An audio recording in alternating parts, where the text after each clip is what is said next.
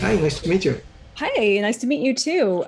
First off, congratulations on What If. It's such a fun show and concept, and fans seem to be really enjoying it.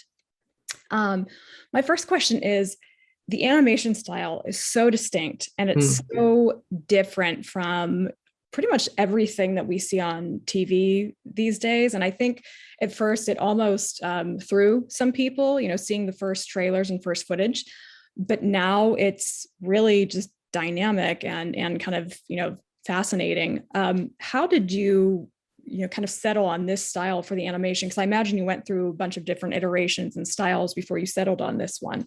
Yeah. So, what's really interesting with this show is that first and foremost, for me, it's new on the inside, right? Like what I mean by that is that these are the type of stories that you couldn't tell in animation to that level, until recently, until Disney Plus, is a new ecosystem where new kinds of stories can be told and stuff like that. So the fact that we're able to tell these stories feels new. That's what I call it on the inside, right?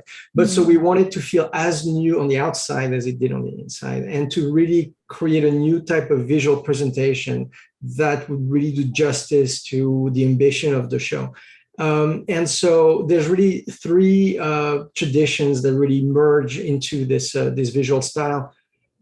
First, there's comic books. Obviously, we're a huge fan of comics, and I've been reading them since I was. My parents had a comic book store, so that tells you how far back that goes for Wow, me. yeah. And so, um, uh, there's a bigger than lifeness, like a craziness, like a vision aspect to comics that we Yeah. really want to do justice to, right? And then there's the cinema, and we're on the show, all of us, we're like huge fans of cinema. It's a real passion, and which is really fun about the show too, by the way, because as we're going through different genres. There's a whole gamut of tones and movie genres that we're visiting, right? So we wanted to create some compelling pieces of cinema, but at the same time, and doing justice to the comics. And we're really looking for a presentation Mhm. that wouldn't limit that in any way. And the visual style that we found is the one of classic illustrators, excuse me, like Jesse Linedecker, for Mhm. instance, which bring a sense of boldness and at the same time a sense of taste and elevation to the approach that just creates this kind of sophisticated presentation that you've really never seen before. Mhm.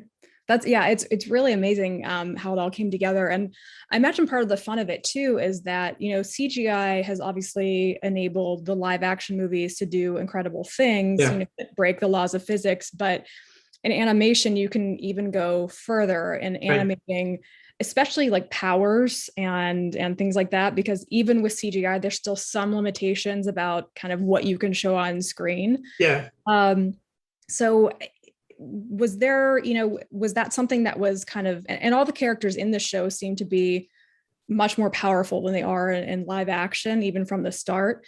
Was that something that you had always kind of planned on from the beginning, or did it just naturally evolve because you realized that you could push things further with the animation? Right. I think there's, every medium is different, and every medium has its own sense of poetry. And I think you're right that, when the MCU movies, came out, for me, when I watched them as an audience, as a fan, I for the first time, I saw stuff there that I thought I'd never see on a movie screen, and from the pages of a comic, and so now bringing animation into the mix, we're trying to really do justice to what they've been doing in live action, and Mhm. to, as far as the power levels and stuff like that, we're trying to be as consistent as we can, with the logic and the rules of the world and stuff like that. But every medium has its own poetry, and kind of reads differently, and there's a level of abstraction and exaggeration that is inherent to animation, and that's also part of its charm. Mhm. So it's, I would say it's a different interpretation, but we're trying to be as close and as consistent with the universe as we can. And you did work in on Into the Spider-Verse, Spider-Man Into the Spider-Verse in the art department, correct? I worked on it very, very briefly, developing kind of the a little bit of how he would be moving and stuff like that, but for a very short amount of time. So not enough to really like get committed to it in a way that would inform anything that I'm doing. Gotcha. Yeah. I was wondering if you took anything from that and kind of carry that over into no, I didn't work on that project long enough. I was just like a little crime of opportunity that I did for a few weeks, and I couldn't pass because, of course, Spider-Man, and but so when I started with Marvel here, it was a completely new experience. It was really not a continuation of that in any way. Did you find that because you animated the first 3 episodes, did you find that there was a character or an episode that was kind of harder to animate than the others? I think like the things to me, they all have their challenges. The things that are the hardest to animate are like both end of the spectrum. On the one hand, it's all the physical action. For instance, the first episode with Peggy, I mean, she does so much in like the sequence with the planes and stuff like that. I mean, you're seeing this character do stuff that you don't often see, more like never see in animation, you know what I mean? Yeah. So, it creates a lot of challenges for the animators, because these are types of actions and movements that they're learning to do, but also technically it puts a lot of stress on the process because we're pushing the envelope to places you've never been before. So like high action is, is one of the exciting challenges we have. And then on the other side, it's complete opposite is like when it's completely internal, like for instance, in episode 4, when you have, when they're in the car and having those conversations, and there's all those layers of subtext of, there's stuff he wants to say, but he can't say, or stuff he's willing to say, but she can't understand. And so all those layers of subtlety between text, subtext, and how deep is it buried. And so you have the stuff where you're struggling to show as much as you can and showing as much as you need is the challenge.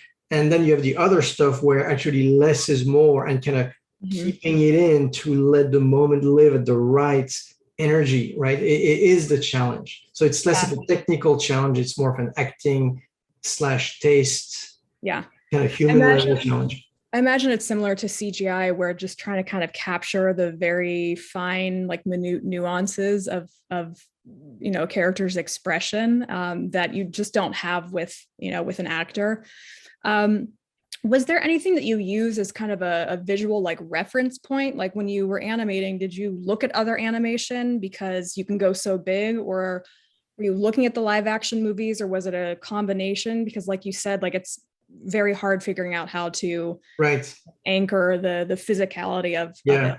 Yeah, like I think when we're really looking at the reference, the closest is when because all our stories are born from the MCU, right? So you have this character and their life took a different turn that you didn't expect, or because either they made a different choice, or, like just a slight turn of events, just changed everything, right? So, so there's this feeling of there's a fork in the road, and very often there is a shot in the movie that is the actual fork in the road. So when we're referencing those, we're trying to be as literal as we can to the movies. So you really feel like, oh, well, we were on this track exactly here. And then boom, this is when the divergence kind of happen.